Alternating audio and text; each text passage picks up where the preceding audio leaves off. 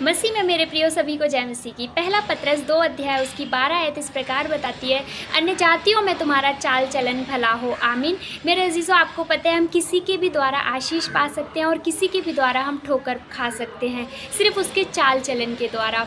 Romeo chapter 12 उसकी दूसरी आयत इस प्रकार बताती है कि संसार के सादृश्य ना बनो। इस संसार के जैसे मेरे अजीज़ों हमें नहीं बनना है। जो संसार के लोग कर रहे हैं वो कार्य हमें नहीं करने हैं, जैसा वो चल रहे हैं वैसा हमें नहीं चलना है।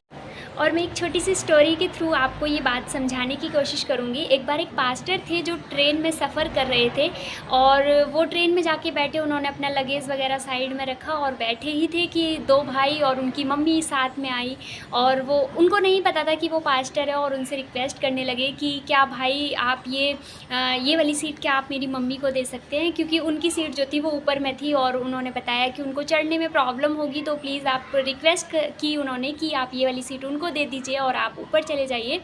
तो इस तरीके से उन्होंने रिक्वेस्ट की, लेकिन उन पास्टर ने कहा कि नहीं नहीं, मैं नहीं दे सकता अपनी सीट, और मैंने 2 महीने पहले से रिजर्वेशन कराया है और मुझे लोअर कैटेगरी वाली ये वाली सीट ही चाहिए थी। और इस तरीके से उन्होंने कहा।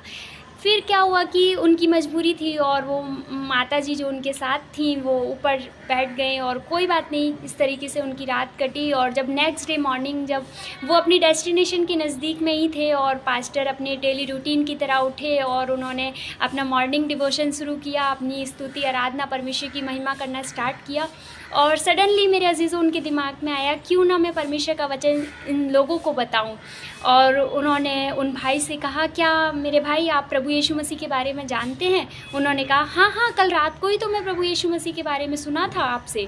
और मेरे अजीज़ आप समझ ही गए होंगे कि मैं क्या कहना चाहती हूँ। और इस तरह फिर उनको रियलाइज़ हुआ उन पास्टर को कि कल शायद मैं इनकी हेल्प कर देता और मैं इनकी मदद करता तो आज ये परमेश्वर के वचन को सुनते।